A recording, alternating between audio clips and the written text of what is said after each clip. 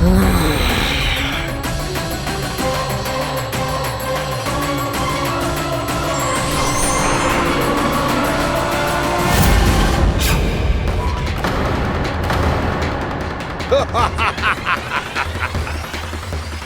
कार्तिकेय, इस असुर के उदर को फाड़कर अपने पिता के सखा श्री कृष्ण को मुक्त कराओ पुत्र।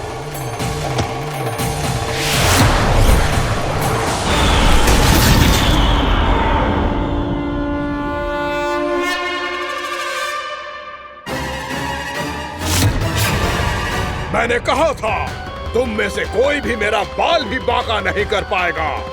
तुम देवताओं का तो सामर्थ्य ही क्या, स्वयं देवों के देव महादेव भी मेरा कुछ नहीं बिगाड़ पाएंगे। कृष्ण को अपने उदर में ही पचा जाऊंगा मैं।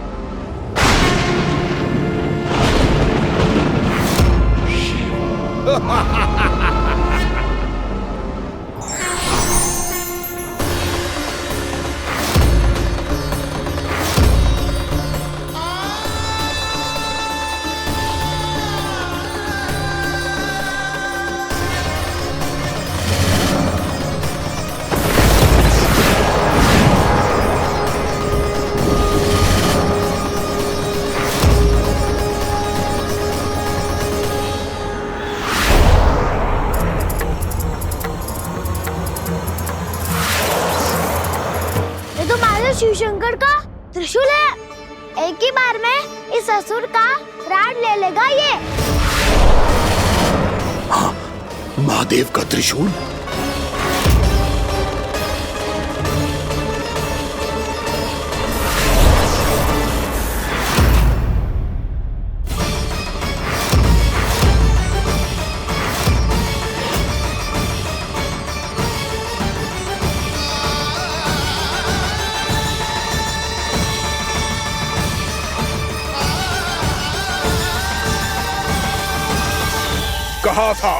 कहा था मैंने, स्वयं महादेव भी मेरा कुछ नहीं बिगाड़ सकते। अजय हूं मैं, अजय।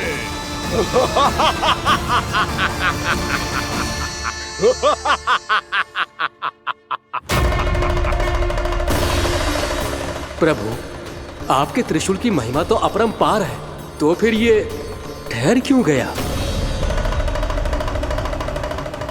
आपने अपने त्रिशूल को वापस क्यों ले लिया महादेव? इस दुष्ट का संहार क्यों नहीं किया? क्योंकि इसकी मृत्यु मेरे हाथों नहीं, मेरे सखा नारायण के अवतार श्री कृष्ण के हाथों ही होगी, और यही विधि का विधान है। पर पिताजी, श्री कृष्ण तो इस असुर के उदर में फंसे हुए हैं, हम उन्हें मुक्त कैसे कराएंगे? ये उन्हें स्वयं ही मुक्त करेगा पुत्र। श्री कृष्ण अपने अपमान से क्रोधित नहीं होते, पर अपने भक्तों का अपमान वो क्षण भर भी सहन नहीं कर पाते। वकासुर यही भूल कर रहा है, हम सबका निरंतर अपमान करके वो उन्हें क्रोध दिला रहा है। वो ये नहीं जानता कि शीघ्र ही उन्हें अपने उदर में रख पाना उसके लिए असंभव हो जाएगा।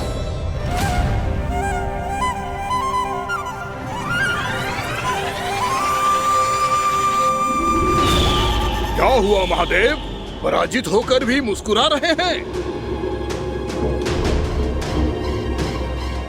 पर अब तो महादेव कहलाने के भी योग्य नहीं रहे आप।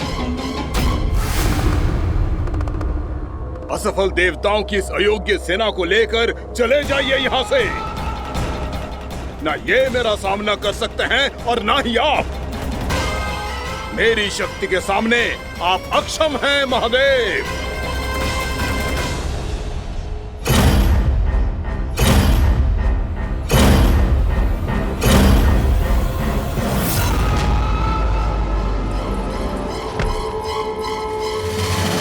सुधा, जिस दुष्ट ने मेरे लल्ला को निगलो है ना, भीतर से जलेगो, छटपटाएगो, पीड़ा से कराएगो। जिस दुष्ट ने मेरे लल्ला को निगलो है ना, भीतर से जलेगो, छटपटाएगो, पीड़ा से कराएगो। ये क्या हो रहा है मुझे?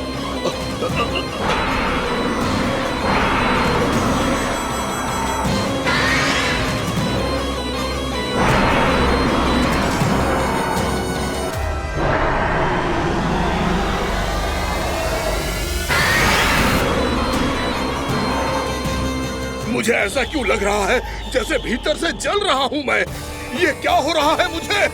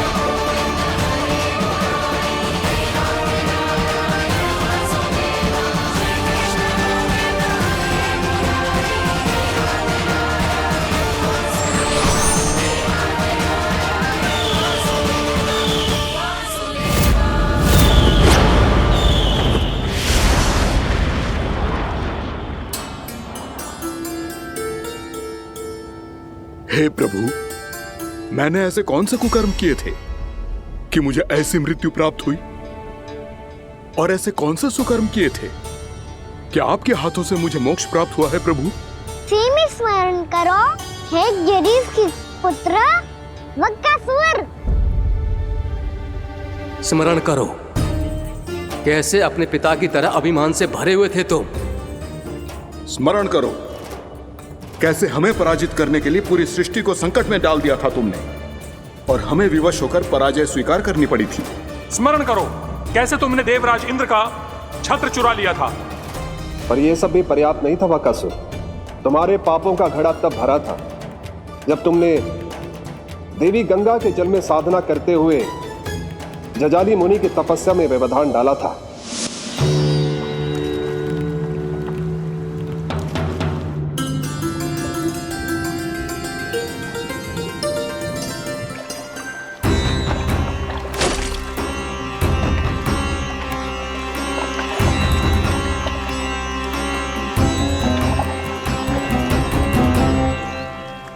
रुक क्यों गए चालक? नौका को आगे की ओर ले चलो। आगे बढ़ना उचित नहीं होगा महाराज। यहाँ से कुछ ही दूरी पर जालजली मुनि तपस्या कर रहे हैं। तो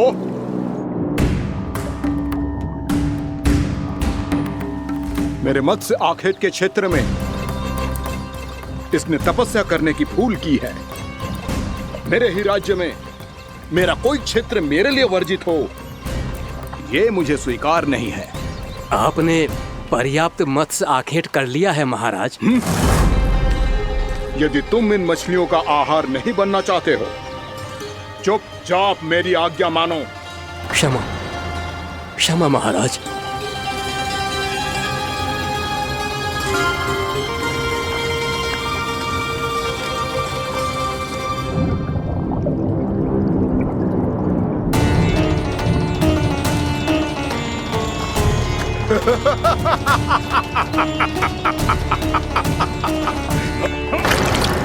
मुनिवर, रक्षा कीजिए, रक्षा कीजिए मुनिवर। हमारे प्राण बचाइए मुनिवर, मुनिवर हमारे प्राण बचाइए।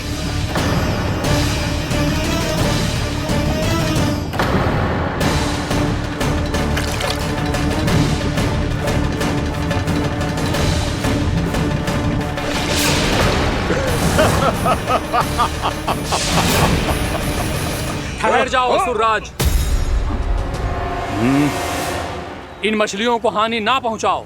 क्यों मुनि? अब मछलियां पकड़ने के लिए मुझे तुमसे आज्ञा लेनी पड़ेगी।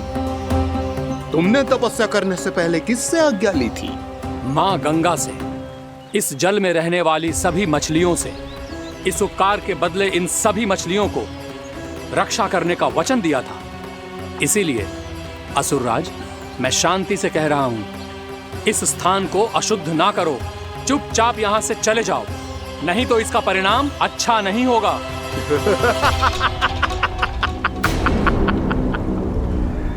तुम जिन देवताओं की तपस्या कर रहे हो ना मुनि, उन्होंने भी मेरा कुछ नहीं बिगाड़ पाया था, और तुम मुझे धमकी देने का दुस्साहस कर रहे हो।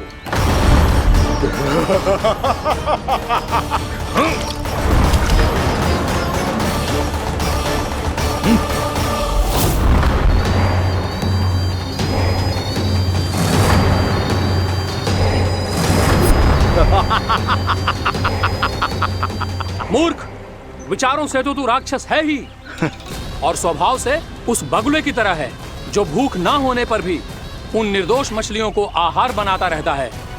इसलिए अभी इसी क्षण से तू वकुला का जीवन जिएगा। ये मेरा श्राप है, ये मेरा श्राप है।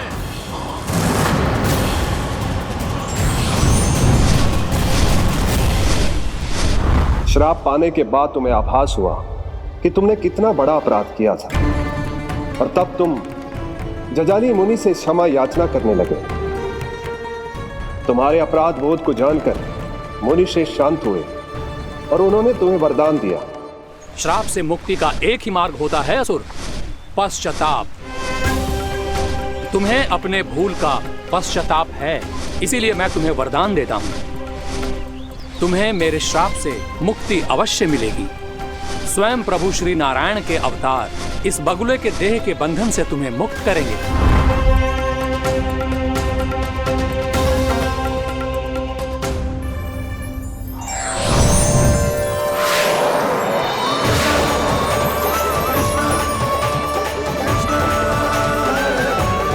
प्रणाम स्वीकार करें प्रभु।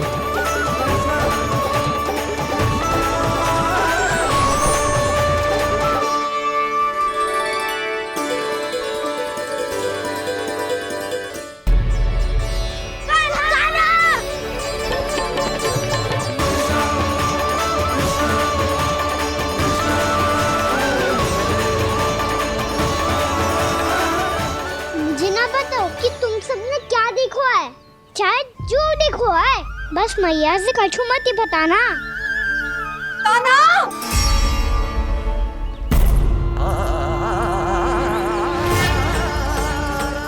कान्हा! मेरा लल्ला!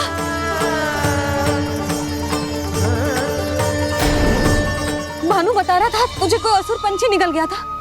हाँ?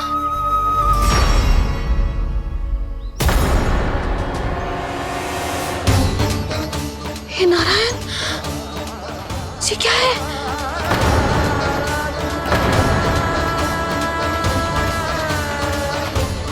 ये सब कैसे हुआ लल्ला? हाँ?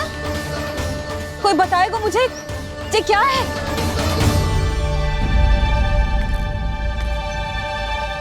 श्रीधामा, मधुमंगल, चिची को सब कुछ बता दो।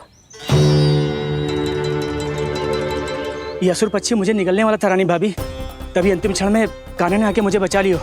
और ये असुर पक्षी ने कही कि यह है वृंदावन का राजकुमार, नंदराज का लल्ला। इसके होते कोई भी वृंदावन वासियों को हानि ना पहुंचा सकते। रानी भाभी, कान्हा ने अपने प्राणों की चिंता ना करी और इस क्रूर राक्षस से भिड़ गयो, और इस राक्षस पक्षी ने इसे निगल लियो। इतना पर्याप्त है भोला काका, सब कुछ बताने की आवश्यकता नहीं है। ये सब देख के सारी बालक मंडली इतनी व्याकुल हो गई कि सबने अपने प्राण अर्पित कर दिए, और इस असुर पक्षी से कहे कि हमें खा लो और हमारे सखा को छोड़ दो। इन बालकों का पराक्रम देख के सभी देवतागण यहाँ आ गए और उनके हृदय भी पिघल गए, और उन्होंने इस राक्षस पक्षी से युद्ध करके इसे मार गिराया। देवताओं के राजा इंद्र के वज्र का प्रहार तो मैंने अपनी आंखों से देखा है ताई जी। और फिर उसके बाद अग्निदेव ने अग्निवस्त्र का प्रहार किया।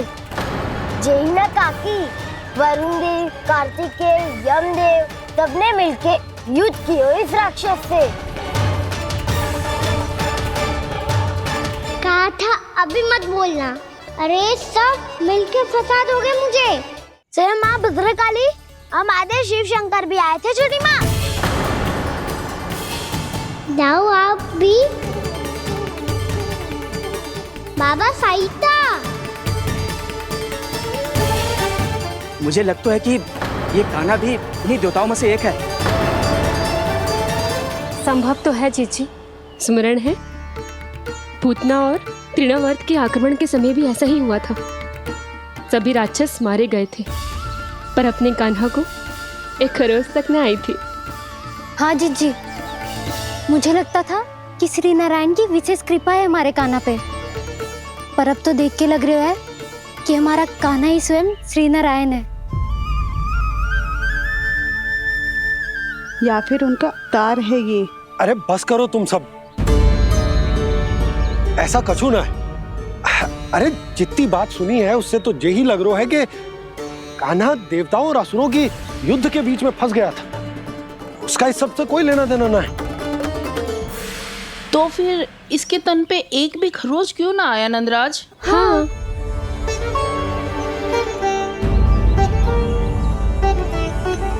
है काकी, खरच तो है। दिखा लल्ला। भैया बात भी आ रही है, कुछ करो ना। जी गोपियां भी ना अति करती है। श्री नारायण का अवतार हो तो इतनी तनिक सी खरोच पे ऐसे रो तो क्या? बस बहुत होगा। अब तो तुम सबने सीमा ही पार कर दी है। कभी से श्री नारायण बुलाते हो, कभी श्री नारायण का अवतार। तनिक कछु हो ना जाता है कि तुम सब कहानियां बुनने लगती हो। जे बस साधारण सा बालक है, मेरा लल्ला है जे भगवान मती बनाओ।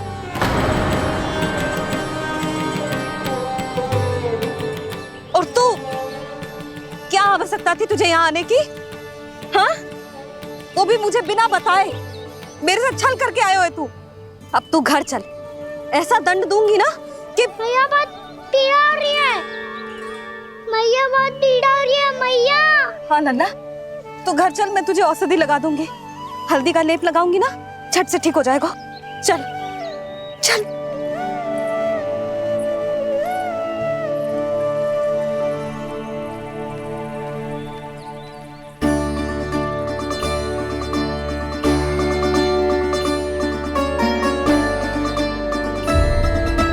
मैया बहुत पीड़ा हो रही है मैया। हाँ नन्ना, तू घर चल, मैं तुझे औषधि लगा दूंगी। हल्दी का लेप लगाऊंगी ना, झट से ठीक हो जाएगा। चल चल।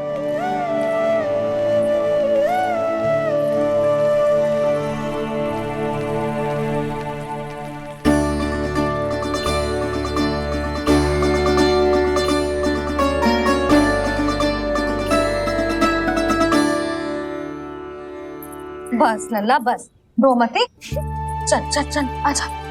अभी औषधि लगाऊंगी ना, तेरी सारी पीड़ा लुप्त हो जाएगी। आजा आजा, बैठ जा लल्ला। अभी आई मैं। हाँ,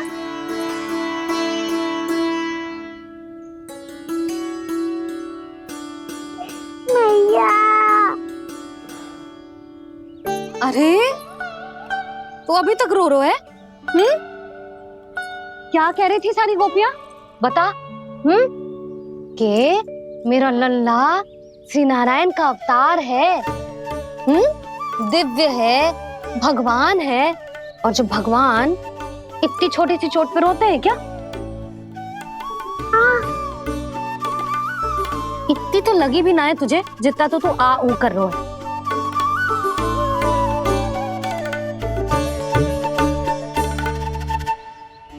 आओ ना, करूंगो। आप ऐसा दुलार थोड़ी करोगी। ओहो, वृंदावन का गौ पालक जो इतनी छोटी सी चोट पे रोता है ना? गोप बालकों का मुखिया इतनी छोटी सी चोट पे रोतो है। मेरा लल्ला तो सबसे शक्तिशाली है, इतनी छोटी सी चोट तो क्या बड़े बड़े राक्षसों से भी ना घबराते है। हाँ, एक बार में सबको समाप्त कर देते है कि ना? हाँ भैया, यदि कोई राक्षस वृंदावन की ओर टेढ़ी दृष्टि करके आएगा तो सबसे पहले कान्हा को सुरक्षा में खड़ा पाएगा, फिर चाहे जो बाल बन के आए या बगुला बन के।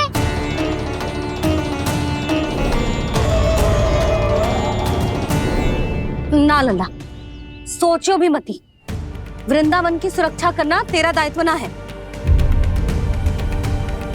तुझे और कोई संकट का सामना करने की आवश्यकता ना है। अभी तो मेरी पीड़िता का हरण कर रही थी, अचानक से क्या हो गया मैया को? कोई आवश्यकता ना है तुझे ऐसे संकटों का सामना करने की। आने दे आज तेरे बाबा को, सीधा सीधा बोल दूंगी। बहुत हो गए उनके तर्क वितर्क। मेरा फूल सा लल्ला वन में अकेले गौचारण के लिए ना जाए को। आज बगुले ने निकल लियो, कल कछु और हो जाए तो? नारायण ना करे, कहीं कछु ऊंच नीच तुझे कछु हो जाए तो? मैं तो जीते जी मर जाऊंगी।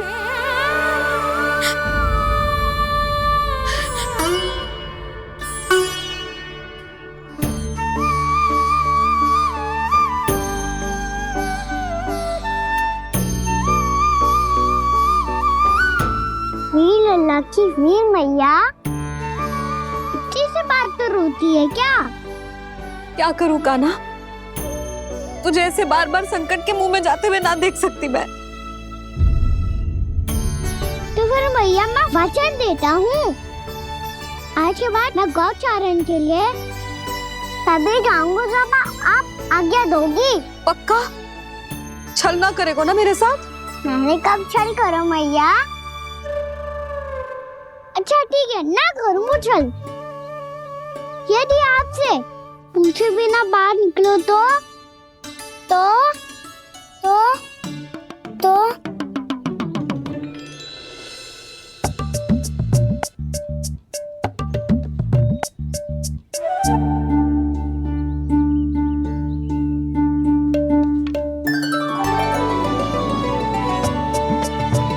ये रही आपकी छड़ी और ये रही मेरी पीठ।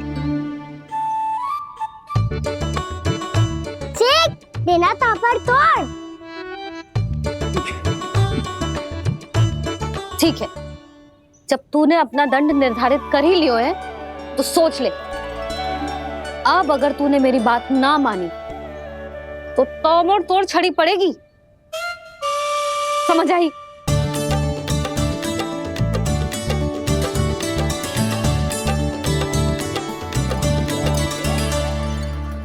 अच्छा ही है कि कान्हा कुछ दिन घर ही रहे। आज वन में जो हुआ है अवश्य कंस ने ही करवाए हुए वो सब।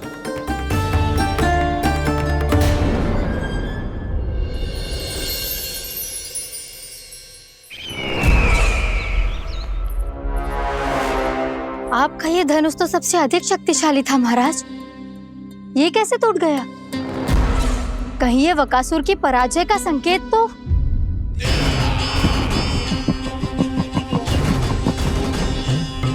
प्राप्ति, लगता है तुम्हें शुभ समाचार मिला नहीं। उस बकासुर ने उस विष्णु अवतार को जीवित ही निगल लिया है। अरे अब तक तो उस नन्हे से बालक को पचा भी चुका होगा वो।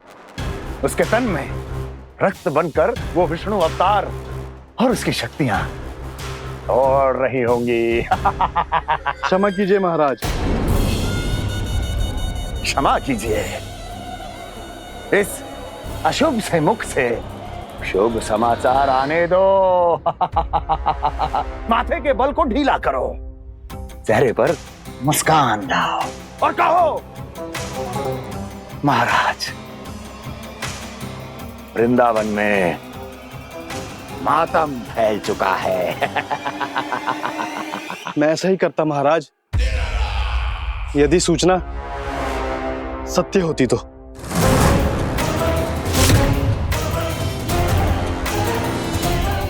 कहना क्या चाहते हो? एक क्षण में सूचना उगलो, अन्यथा मेरा योद्धा बकासुर विष्णु अवतार की तरह तुम्हें भी जीवित निकल जाएगा। आने दो। बकासुर मारा गया महाराज, बकासुर मारा गया महाराज, बकासुर मारा गया। बकासुर मर चुका है? असंभव। असंभव।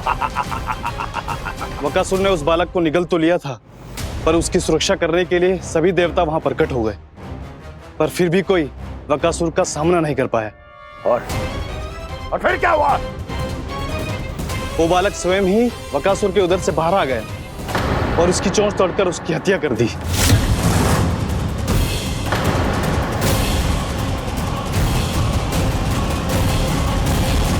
वन में बकासुर की चोंच टूट गई और यहाँ आपका ये धनुष।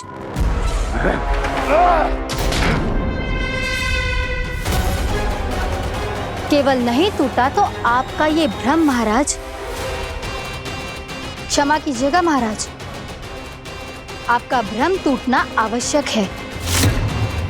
आवश्यक है आपको यह आभास होना कि उस विष्णु अवतार को पराजित करने के लिए आपके साधारण योद्धाओं में वो सामर्थ्य नहीं है। अच्छा सर, पूतना, तृणावर्त, बकासुर,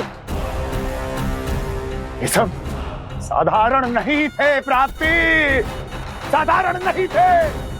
फिर तो ये और भी अधिक चिंता का विषय है महाराज, क्योंकि इसका अर्थ तो यही हुआ कि वो विष्णु अवतार कुछ अधिक ही असाधारण है और उसका सामना करने के लिए और उसे मिट्टी में मिलाने के लिए आपको एक ऐसे अस्त्र की आवश्यकता है जो उसके सामने ना झुके और ना ही टूटे।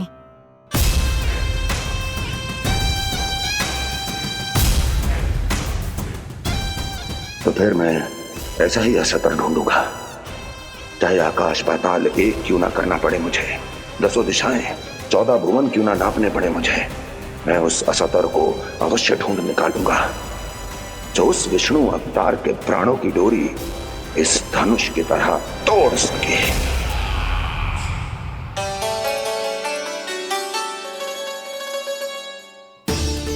थैंक्स पापा, मैंने मैया को वचन दिया है कि जब तक नहीं चाहेंगी मैं वन नहीं जाऊंगा, इसलिए आप मुझे मारने के लिए कोई शक्तिशाली असुर ढूंढने में व्यस्त रहो। कुछ दिन तब तक मैं व्यस्त रहूंगा अपनी मैया की सेवा करने में।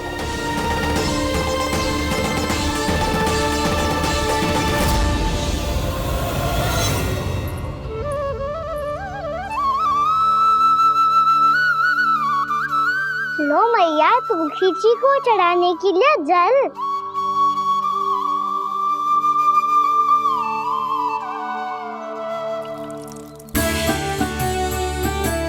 लो मैया, और आटा।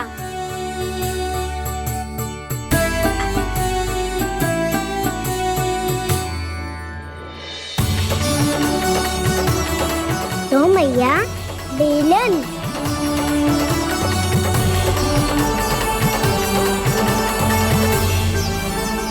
ले, तने खा ले। ओ मैया, भूख ना लगी है। बिना भूख के खाने से क्या लाभ? और तेरा जब पेट तो कह रहा है कि उसे भोजन चाहिए, और लाभ कैसे ना लल्ला? भोजन का लाभ है ना, तन को पोषण मिलेगो, स्वास्थ्य बनेगो, जो तेरी भुजाओं में शक्ति आ जाएगी, ताऊ के जैसी, ताऊ से भी अधिक। तेरे जे केस भी लंबे हो जाएंगे। सच्ची मैया? सच्ची। माप के देख लियो नित्य दिन। तने खा।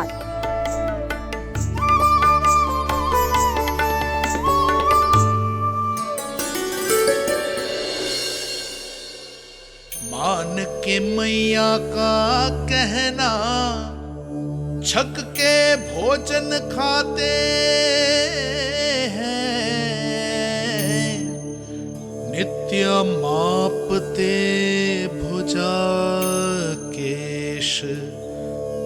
पर ज्यो का त्यों ही पाते हैं।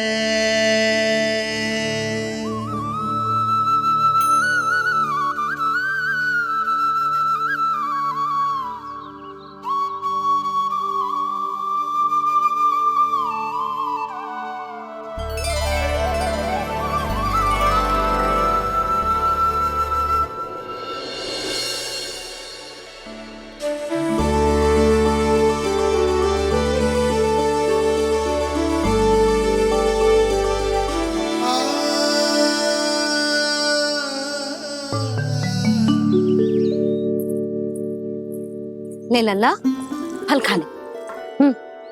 ना, मुझे ना खाने फल वल। क्यों? लंबे केस और शक्तिशाली भुजाएं ना चाहिए? व्यर्थ है ये सब। पिछले 10 दिनों से देख रहा हूँ, ना केस लंबे हुए हैं, ना भुजाएं शक्तिशाली बनी है। 10 दिन में का चुनाव होने वाला। 10 सप्ताह ऐसे खाएगो ना, तब जाके कछु बदलाव दिखेगो। समझ आई? चल अब खा ले। वैसे भी मुझे बहुत सारी तैयारियां करनी है आज। इसीलिए भैया एकादशी के व्रत के लिए लल्ला। सुनो जी, सारी सामग्री आ गई? हाँ, तुमने जो कही थी सब ले आए हूँ।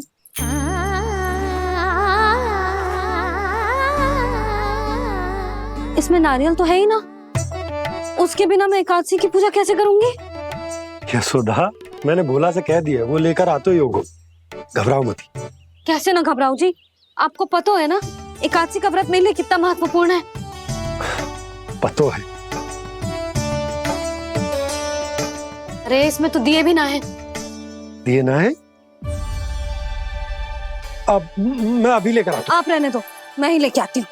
भक्त भोला राम के यहाँ से है। भक्त भोला राम? मेरा अर्थ है कुमार भोला यहाँ के यहाँ से। हाँ हाँ, वो ही।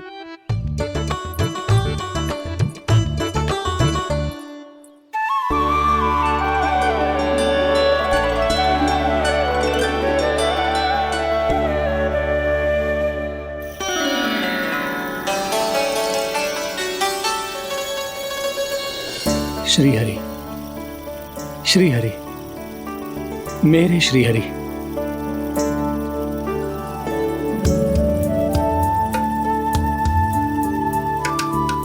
मेरे श्री हरि। भोला राम, मेरी मटकी तैयार है? मेरे श्री हरि, मेरे श्री हरि।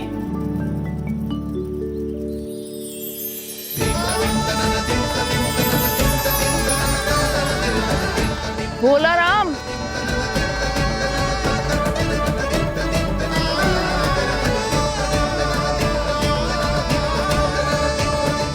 भोला काका, ओ भोला काका।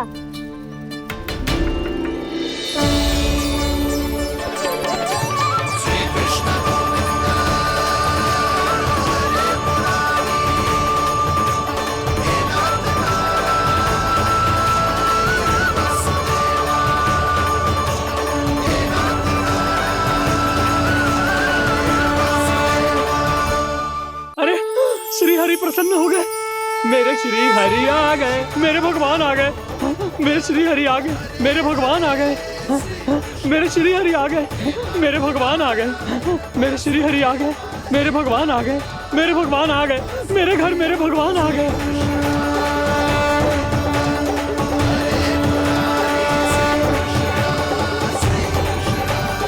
मेरे घर आ गए, मेरे श्री हरि आ गए। हाँ, मेरे श्री हरि आ गए। ये तो बावले थे ही, अब बालकन को भी साथ में मिला लिए। उज्जवल क्या कर रहा है? अरे ठहर जा भोला।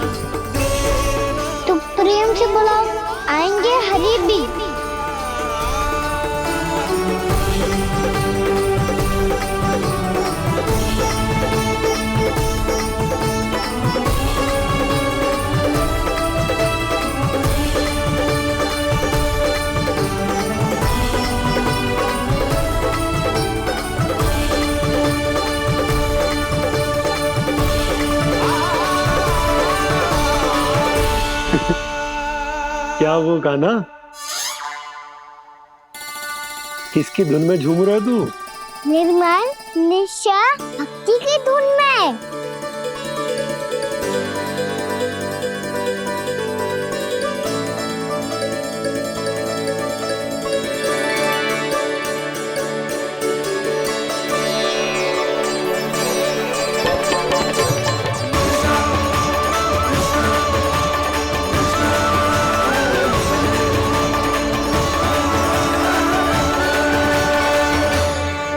अरे क्या हो गया इन्हें? पावले हो गए हैं क्या? ठहरो, कोई आवश्यकता ना है ऐसे बावलों की तरह नाचने की।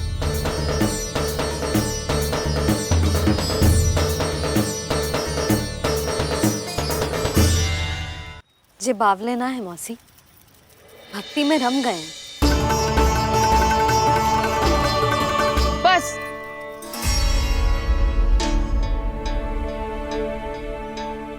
हम सब कब से खड़े हैं यहाँ, पर तुम्हें कुछ ध्यान ही ना है।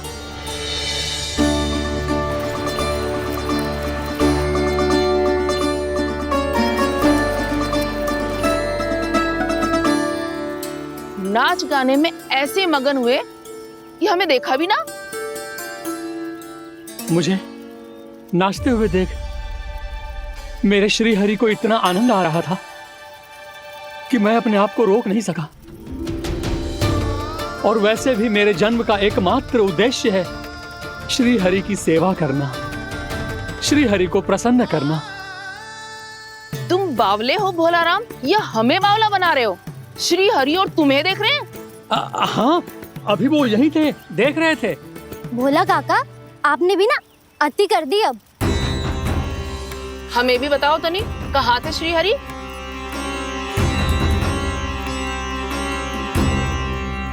ना जाने अपना उपहास करवाने में क्या आनंद आता है इन्हें। देखो, अब तुम सच मानो या झूठ, लेकिन हमरे श्री हरि यहीं थे, इसी चाक पर अभी। हाँ, लो सुन लो इस मूर्ख की बात। श्री हरि को और कोई स्थान ना मिलो जो इसके मिट्टी के चाक पे आकर बैठेंगे। श्री हरि को और कोई स्थान ना मिलो जो इसके मिट्टी के चाक पे आकर बैठेंगे। श्री हरि को और कोई स्थान ना मिलो जो इसके मिट्टी के चाक पे आकर बैठेंगे। जैसी मैया भैंसो ही लल्ला, दोनों का कुछ पता ही ना चल तो कब किस बात पर प्रसन्न हो जाए और किस बात पर रुष्ट। अरे मैं भला असत्य क्यों बोलूंगा? अभी अभी यही थे श्री हरि। हाँ,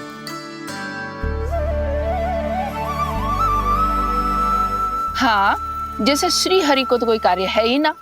वो तो आतुर होके बैठे रहते हैं कब तुम हरि हरि बुलाओ और वो दौड़े चले आए। भगवान तो भक्तों के पास आने के लिए सदैव आतुर रहते हैं, बल्कि सत्य तो यह है कि भक्तों के मन में ही निवास करते हैं भगवान।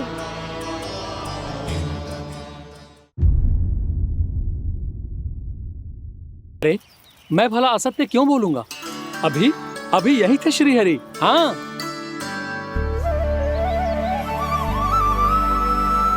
हाँ, जैसे श्री हरि को तो कोई कार्य है ही ना। वो तो आतुर होके बैठे रहते हैं कब तुम हरि हरि बुलाओ और वो दौड़े चले आए। भगवान तो भक्तों के पास आने के लिए सदैव आतुर रहते हैं, बल्कि सत्य तो यह है कि भक्तों के मन में ही निवास करते हैं भगवान। भगवान तो भक्त के पास आने के लिए सदैव ही आतुर रहते हैं शंकरी मौसी। बल्कि सच्ची बात तो ये है कि भगवान हमारे मन में ही निवास करते हैं। कम से कम तू तो इसे बढ़ावा मत दे जशोदा। जब देखो जब हरि नाम की रट लगाए रहते है। हरि बोलते बोलते ऐसो बावलो होता है कि सारा कार्य भूल जाता है। 2 दिन से अपनी मटकी के लिए चक्कर काट रही हूँ। अभी तो एक चक्कर और लगाना होगा आपको। आपकी मटकी तैयार हो गई है, अभी लाता हूँ।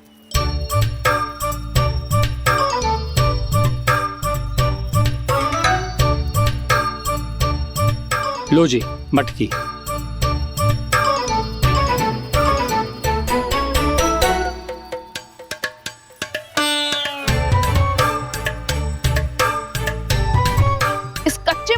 करूं मैं?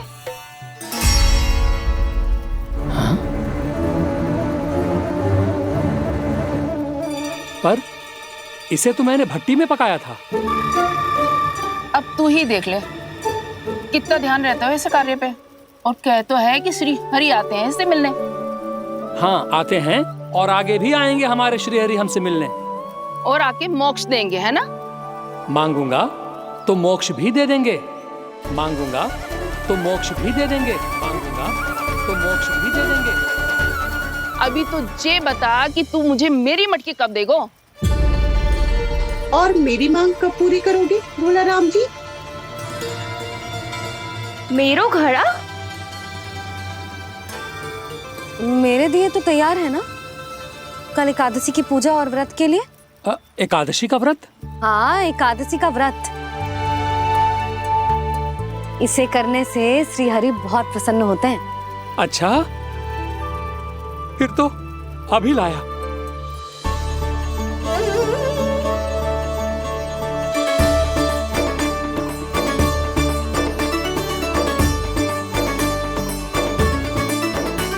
लो जी, आपके दिए।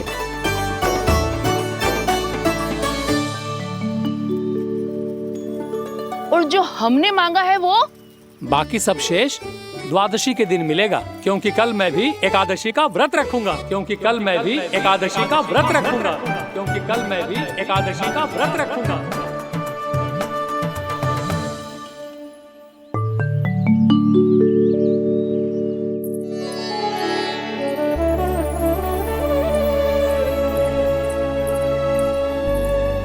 जानकी, फूलों का प्रबंध हुआ कि ना? हाँ भाभी, जे रे। सदैव विलंब कराती है। पर भाभी इस बार तो फूल समय से ही लाई थी। क्या हुआ जशोदा? अभी तो पूजा की तैयारी ना हुई? देखो ना मौसी, ये जानकी ना कुछ छूट ही जाता है इसके कारण। एकादशी की पूजा और व्रत आते ही जसोदा भाभी इतनी वग्र हो जाती है। ऐसो क्या होगा इस पूजा में?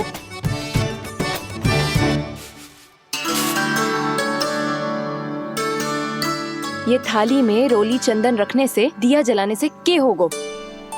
आपको पता भी है एकादशी का व्रत क्यों रखते हैं? क्या महत्व है इसका? लो, जे तो मैं जसोमती रानी से पूछना भूल ही गया। पर हाँ भगवान, मेरे लिए इतना ही पर्याप्त है कि इस व्रत को रखने से मेरे श्रीहरि हमसे प्रसन्न हो जाएंगे।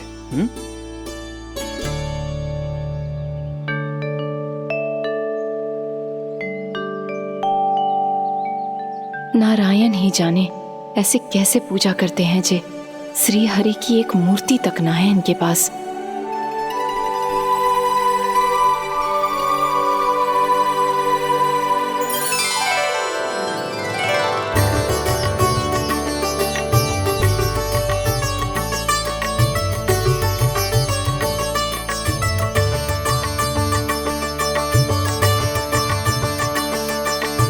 प्रभु, न तो मेरे पास मूर्ति है और ना तो इस व्रत के विधि विधान के बारे में मुझे जानकारी है और ना ही मुझे इसके महत्व के बारे में जानकारी है, पर फिर भी मैं करना चाहता हूं।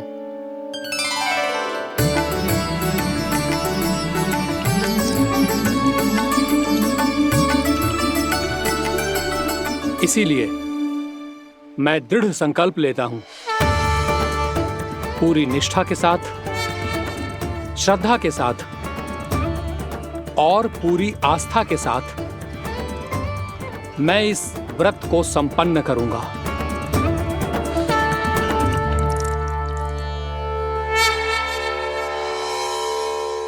हम संकल्प लेते हैं कि एकादशी के व्रत को पूरी निष्ठा के साथ संपन्न करेंगे।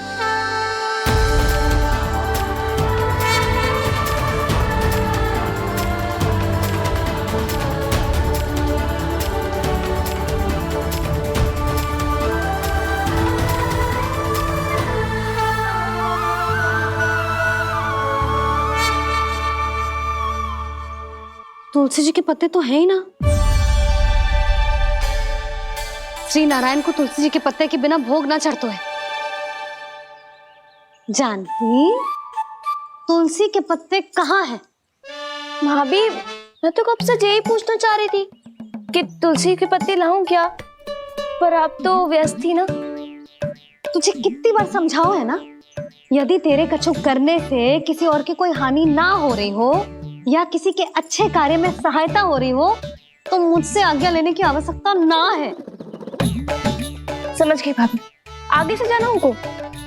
ले अभी लेकर आती हूँ।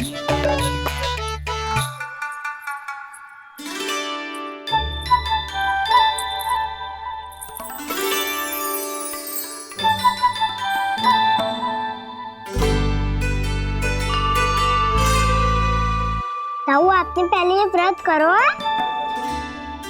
आपको इसका महत्व पता है? भाभी चल। जानकी, तुमने ये व्रत करो है? फिर तुमको इसका महत्व पता है? सुमति जी, आपको पता है इसका महत्व? कान्हा, क्यों तंग कर रहे हो सबको? मैया, सबने करो ये व्रत, मुझे भी करना है।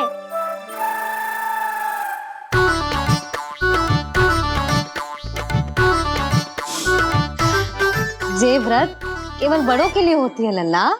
जब आप ये व्रत कर सकती हो, बाबा कर सकते हैं, ये सारी गोपियां कर सकते हैं, वो भी कर सकते हैं, तो मैं क्यों ना कर सकता? क्योंकि तू कल तक भूखा ना रह पाएगा लल्ला। जब भक्त रह सकते हैं, फिर मैं क्यों नहीं रह सकता? मेरा अर्थ है कि नारायण के भक्त मैया, मैया मान जाओ ना, मुझे करने दो ना ये व्रत। अपनी लल्ला पे आप विश्वास ना है आपको? विश्वास है। अच्छा ठीक है, तू भी कर ले।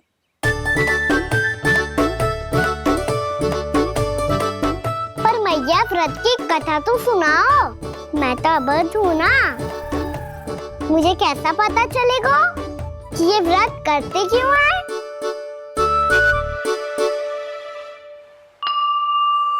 प्रभु, मुझ अबोध को कैसे पता चलेगा कि इस व्रत का क्या विधि विधान होता है और क्यों रखा जाता है और इसका महत्व क्या होता है? मुझे तो आप ही बता सकते हैं प्रभु। जब व्रत कर रहे हैं तब उसका महत्व भी पता होना चाहिए ना। बताओ ना मैया, क्यों रखते एकादशी का व्रत? इसके लिए तो तुझे एकादशी की कथा सुननी होगी। सुने वो ना?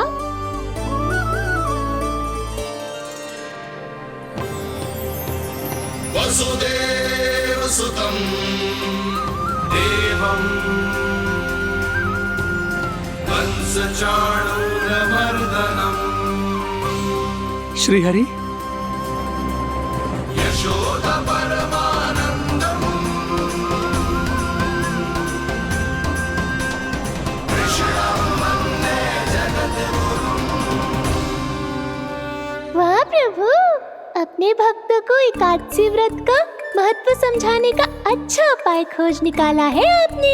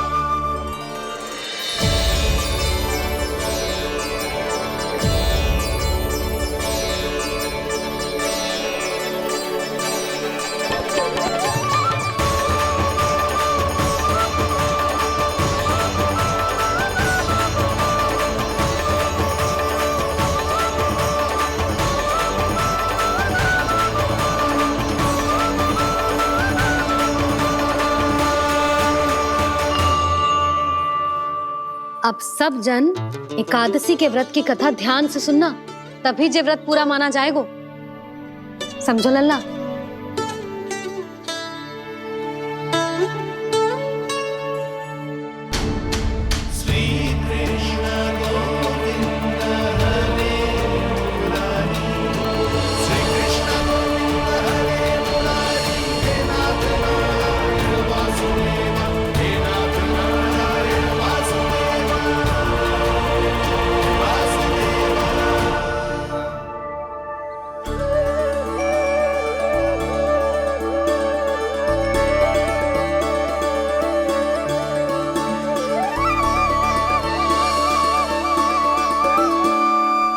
सतयुग में चंद्रावती नाम के नगर में मूरा नाम का एक असुर राज्य करता था।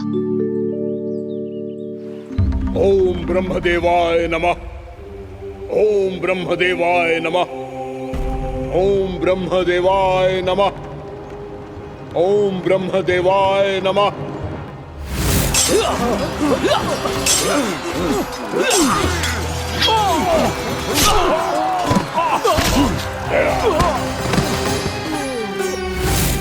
ओम ब्रह्मदेवाय नमः। ओम ब्रह्मदेवाय नमः। जब उसने देवताओं के हाथों असुरों की पराजय देखी, तब वो वरदान पाने के उद्देश्य से ब्रह्मा जी की तपस्या करने चला गया।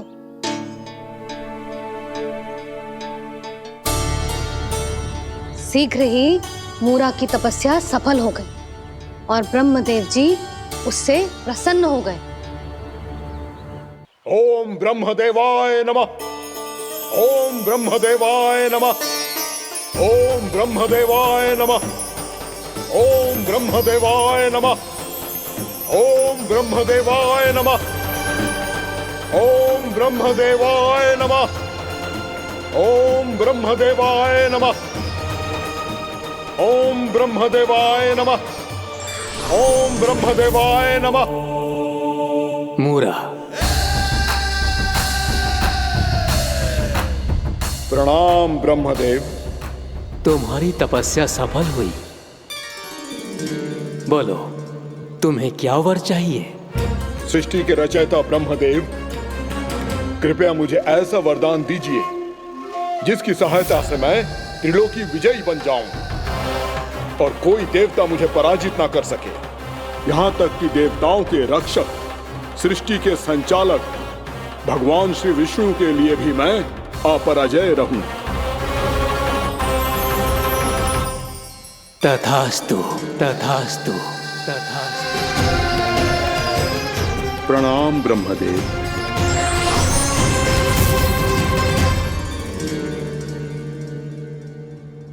ऐसा वरदान पाकर मूरा बहुत अभिमानी होगा।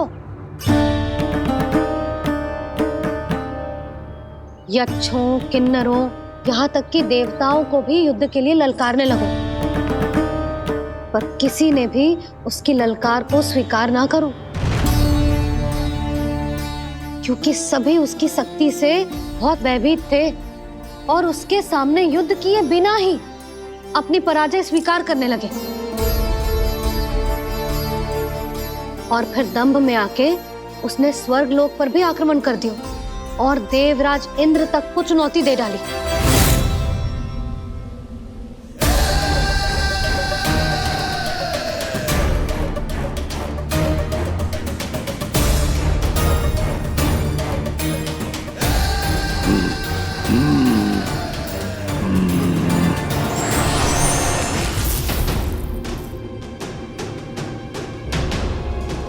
मैं प्रतीक्षा कर रहा हूं देवराज। क्या उत्तर है तुम्हारा? मुझसे युद्ध करोगे या फिर बिना लड़े ही पराजय स्वीकार कर मेरे अधीन हो जाओगे और सौंप दोगे मुझे अपना ये स्वर्ग लोक? सारी शक्ति तुम्हारे मुख में है या कुछ बाहुबल भी है तुम्हारे पास? मैं तुम्हारी चुनौती स्वीकार करता हूं मूरा। मैं तुम्हारी चुनौती स्वीकार करता हूं मूरा।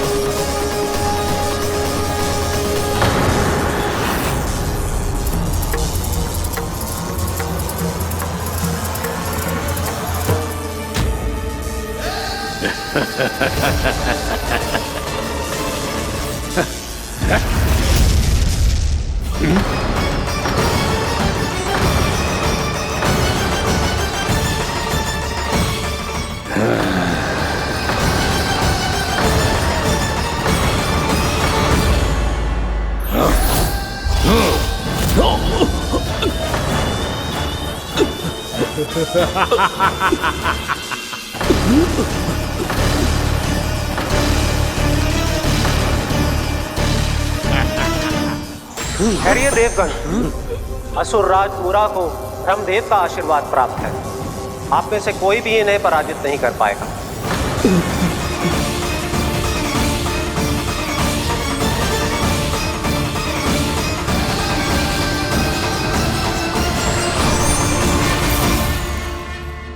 एक अवसर और देता हूं देवराज, युद्ध या अधीनता,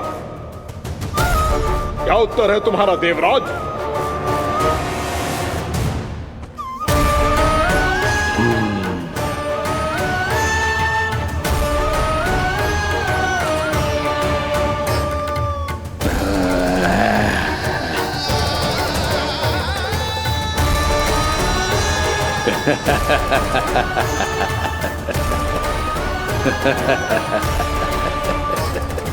इंद्र और सभी देवताओं ने मूरा के आतंक में आके उससे भयभीत होके अपना सिंहासन छोड़ दियो।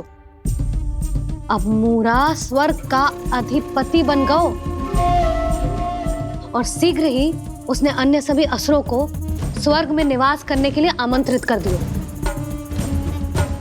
और इस प्रकार से वो धीरे धीरे तीनों लोकों का सम्राट बन गयो। उसे किसी ने रोका नहीं मैया?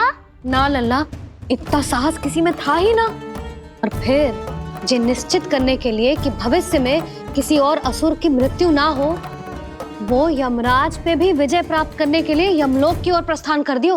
वो तो अपने आप को और सभी असुरों को अमर बनाना चाहता था। पर देवता और यमराज भी उसकी जो योजना समझ गए थे, इसीलिए उसके आने से पहले ही सारे देवताओं ने श्री नारायण से सहायता के लिए गुहार लगाई।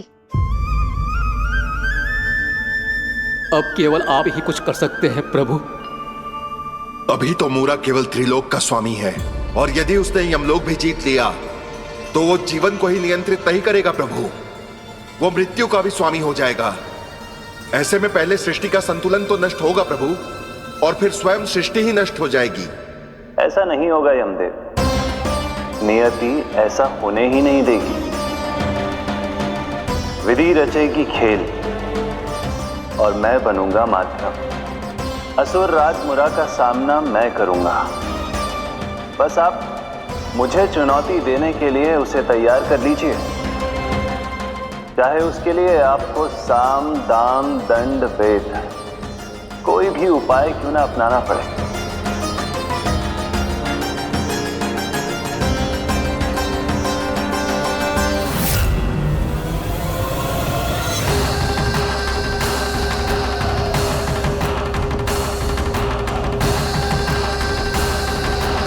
आप तो मेरी प्रतीक्षा में पहले से ही खड़े हैं यमदेव, तब तो आपने मेरी चुनौती के बारे में भी सुना ही होगा।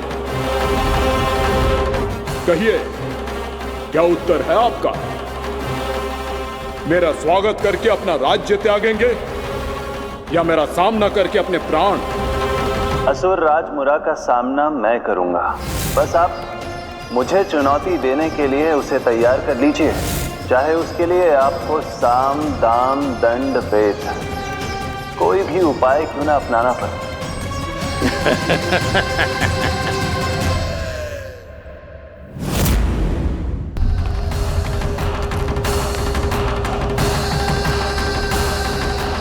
आप तो मेरी प्रतीक्षा में पहले से ही खड़े हैं यमदेव, तब तो आपने मेरी चुनौती के बारे में भी सुना ही होगा। कहिए, क्या उत्तर है आपका? मेरा स्वागत करके अपना राज्य त्यागेंगे या मेरा सामना करके अपने प्राण? हे असुर श्रेष्ठ, मैं आपकी अधीनता स्वीकार करने के लिए तैयार हूं। बस एक विनती है मेरी। शर्त को विनती का नाम देकर बहलाना चाहते हो मुझे यमराज? असुर राज मूरा के सामने शर्त रख पाओ? इतना सामर्थ्य नहीं है तुम में। इसका आभास है मुझे असुरराज, पर मैं आपकी अधीनता स्वीकार करूं इससे पहले आपको स्वामी धर्म का पालन करना होगा। मेरे पुराने स्वामी के क्रोध से मेरी रक्षा करनी होगी आपको। कौन है तुम्हारा पुराना स्वामी? भगवान श्री नारायण।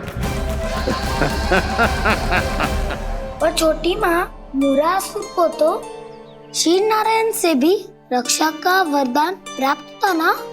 यही तो श्री नारायण की लीला थी बलराम। पर वो राक्षस अपने दम में जे समझ ही ना पाओ कि वो क्या भूल करने जा रहे हैं, और पहुंच गो भगवान श्री नारायण को चुनौती देने के लिए।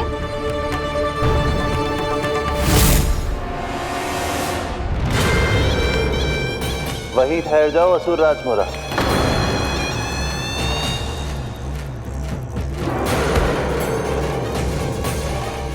यहाँ क्यों आए? आपको पराजित करने और ये वैकुंठ जीतने, ताकि मैं यमलोक का स्वामी बन सकूं। फिर आओ, युद्ध भूमि में मेरा सामना करो।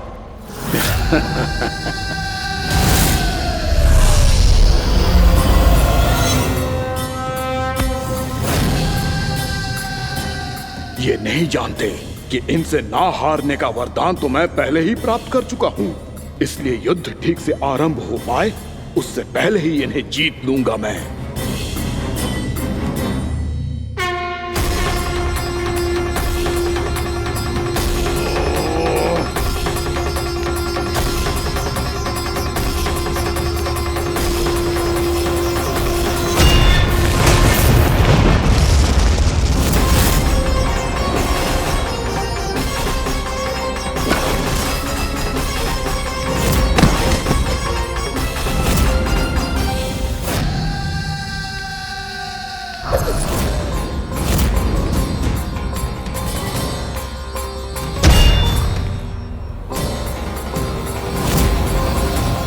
और इस प्रकार जे युद्ध वर्षों वर्षों तक चलता रहो। दोनों योद्धा पूरे ब्रह्मांड में अनेक अस्त्रों शस्त्रों के साथ युद्ध करते रहे।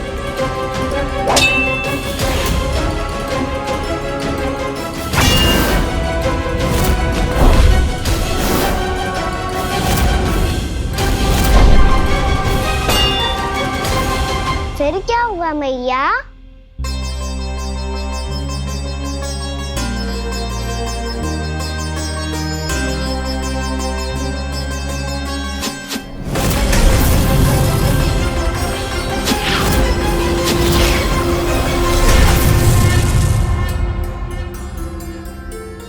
उस युद्ध को कभी समाप्त हुआ हो, पर कैसे? शीघ्र ही वो राक्षस थक गौ लल्ला।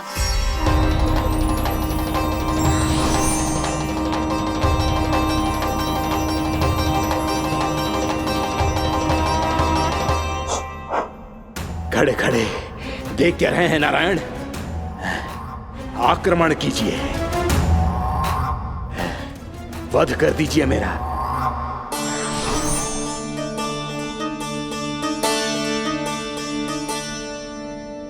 मैं तुम्हारी वीरता से प्रभावित हूं, इसीलिए इतनी थकान की स्थिति में मैं तुम जैसे वीर पर आक्रमण नहीं करूंगा। जाओ विश्राम करो। यदि फिर से युद्ध करने की इच्छा हो तो तुम्हारा स्वागत होगा।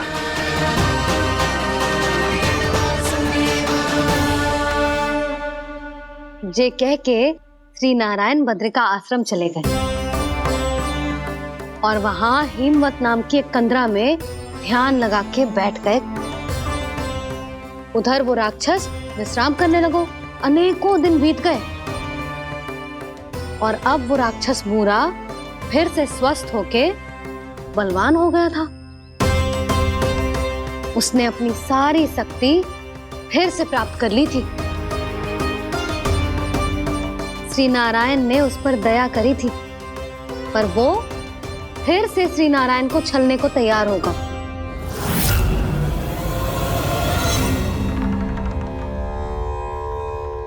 ध्यान में बैठे बैठे श्री नारायण योग निद्रा में चले गए, पर दुष्ट मूरा इसी अवसर का लाभ उठा के उनके कंदरा में घुस आयो ताकि वो सोते हुए श्री नारायण पे आक्रमण कर सके।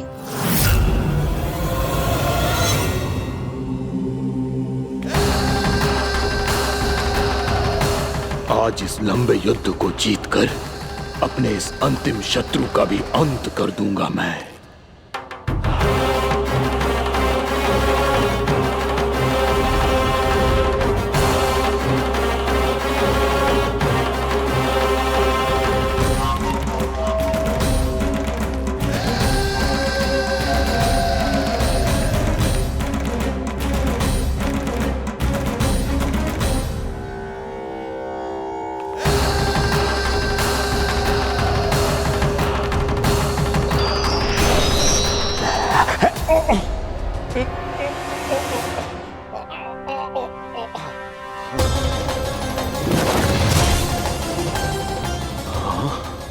दुष्ट राक्षस,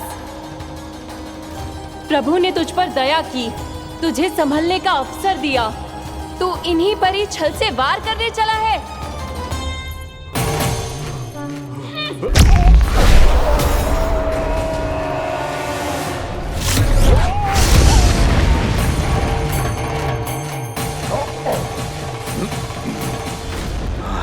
मैं अजय हूँ, मुझे कोई पराजित नहीं कर सकता। ब्रह्मा का वरदान है मुझे।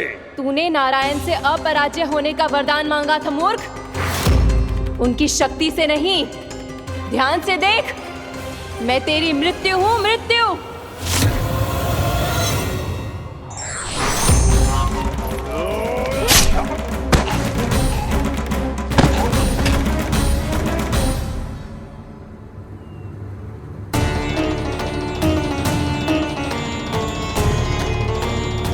वो देवी कौन थी छोटी माँ? और कौन बलराम, वो ही तो थी देवी एकादशी।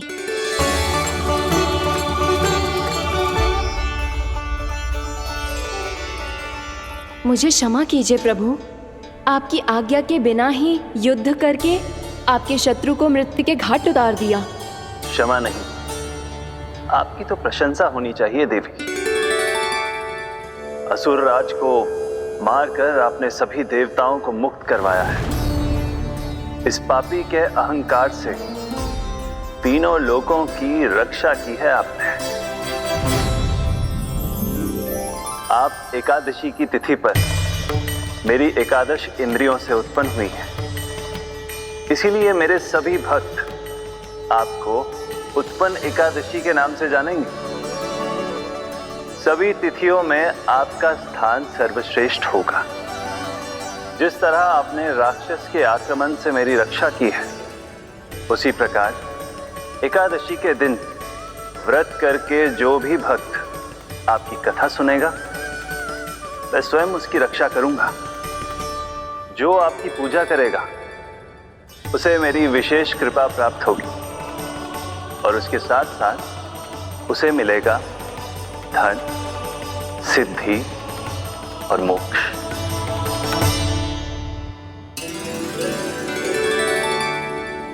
इसीलिए आज के दिन व्रत रखने का बहुत अधिक महत्व होता है। बोलो एकादशी मैया की जय। बोलो श्री नारायण भगवान की जय।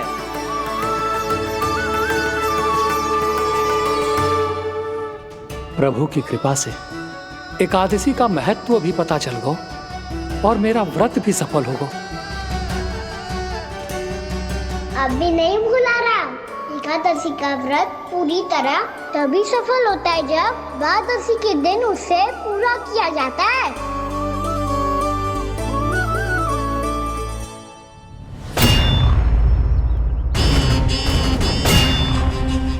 आवश्यक है आपको यह आभास होना कि उस विष्णु अवतार को पराजित करने के लिए आपके साधारण योद्धाओं में वो सामर्थ्य नहीं है।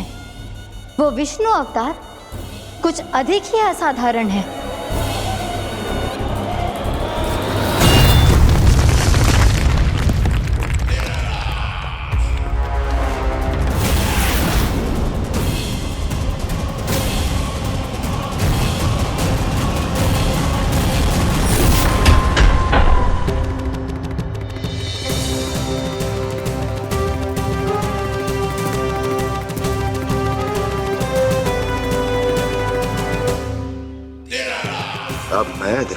उस विष्णु अवतार को असाधारण शत्रु क्या होता है।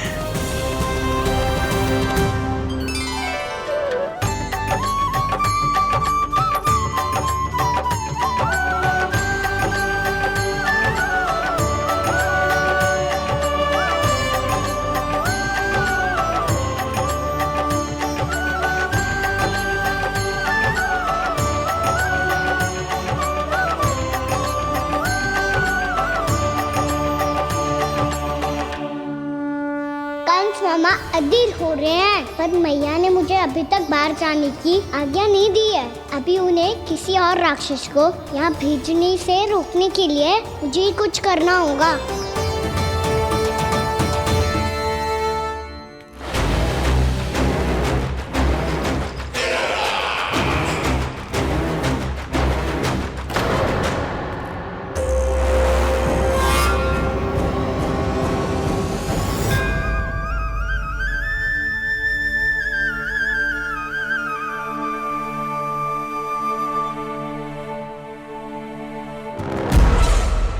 कौन हो तुम? बचपन से ही मुझे मारने का सपना देख रहे हैं, फिर मुझे ही नहीं पहचानते।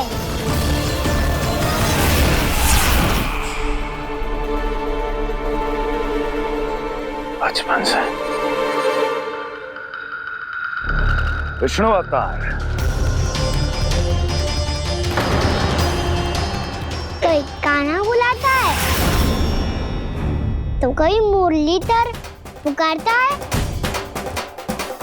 कोई माखन चोर कहता है, कोई कहता है चिच्चोर। पर विष्णु अवतार इस नाम से तो बस आप ही मुझे बुलाते हो मामा जी।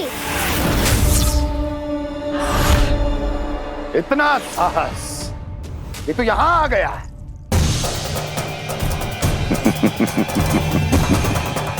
यहाँ आ तो गया तू विष्णु अवतार, किंतु यहाँ से जीवित नहीं जाएगा। तेरे इस शीश को तेरे धड़ से अलग कर दूंगा मैं।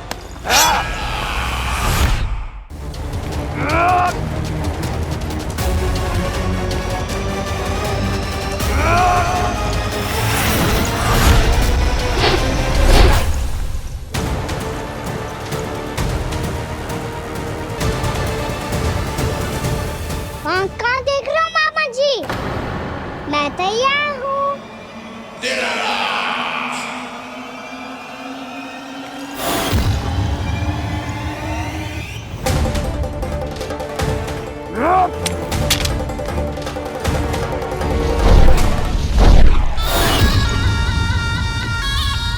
मामा जी, आप सदैव इसी तरह क्रोध में रहते हो क्या?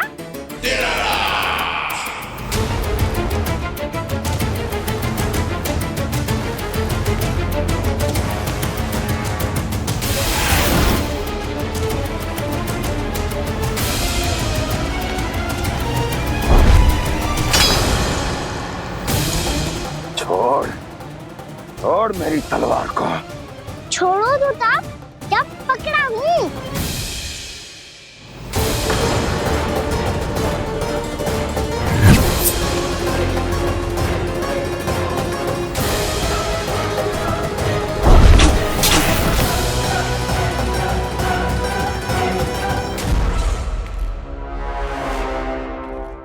मामा जी,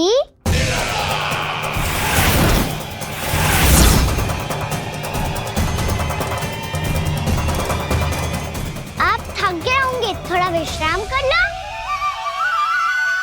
आपका तो पता नहीं, मैं अवश्य थक गया हूँ।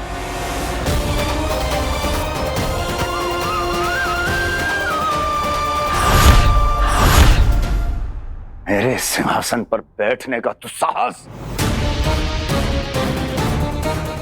अभी तो बस अभ्यास कर रहा था मामा जी।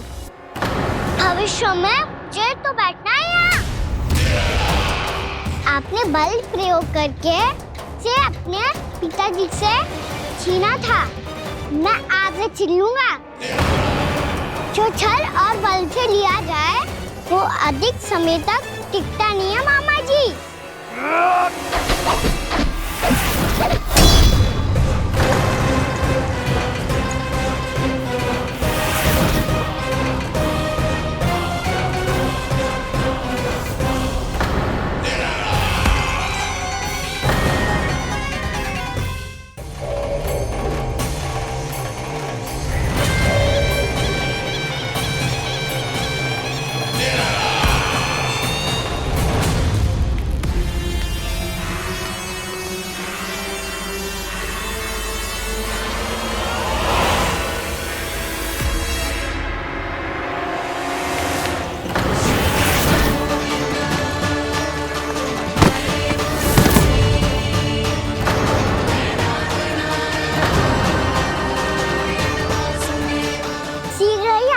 सिंहासन छोड़ना होगा।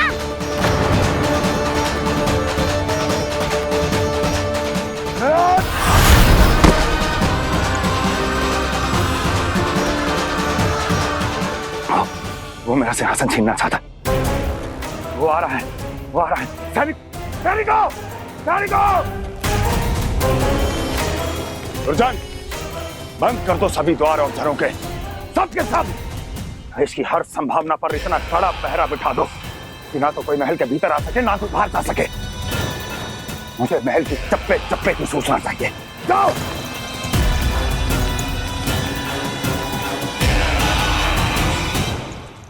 सिंहासन।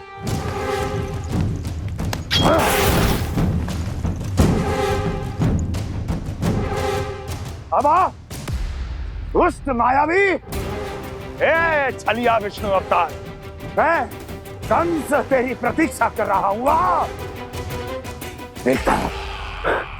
देखता हूँ मेरे सिंहासन पर कैसे बैठता है तू।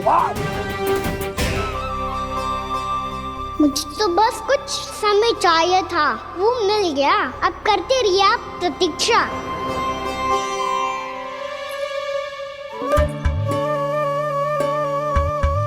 जी अपने आप से बातें क्यों कर रहे हो जी?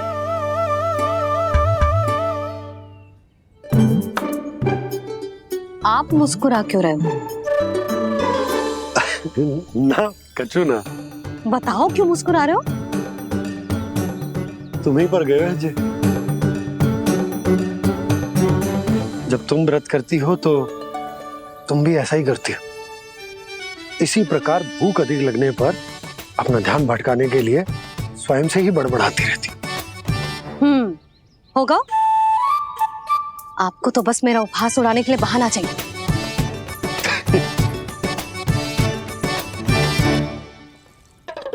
लल्ला, भूख लगी है? ना मैया, व्रत करे तो भूख कैसे लगेगी?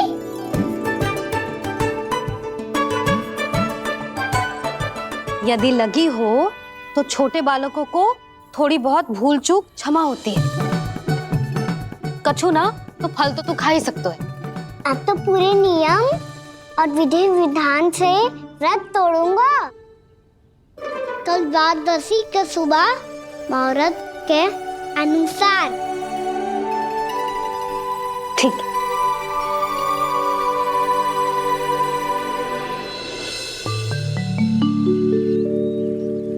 लल्ला, एकादशी समाप्त हो गई है, द्वादशी लग गई है। अब तू व्रत तोड़ सकते है। भोजन कर ले। ले।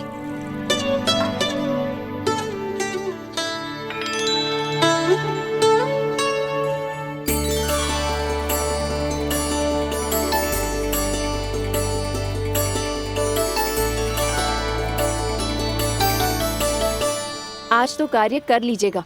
मैं ना चाहती कि सब गांव वाले फिर से आपका उपहास उड़ाएं। अरे, इसी क्षण कार्य आरंभ करना आवश्यक ना है। कुछ खा तो लो। कल भी पूरे दिन व्रत में रहे, अब तो कुछ खा लो। ना, अभी बिल्कुल भूख ना है।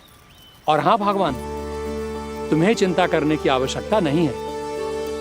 आज मैं किसी को भी 2 शब्द कहने का अवसर नहीं दूंगा। अरे, कुछ खाओगे पियोगे नहीं तो कैसे रहोगे?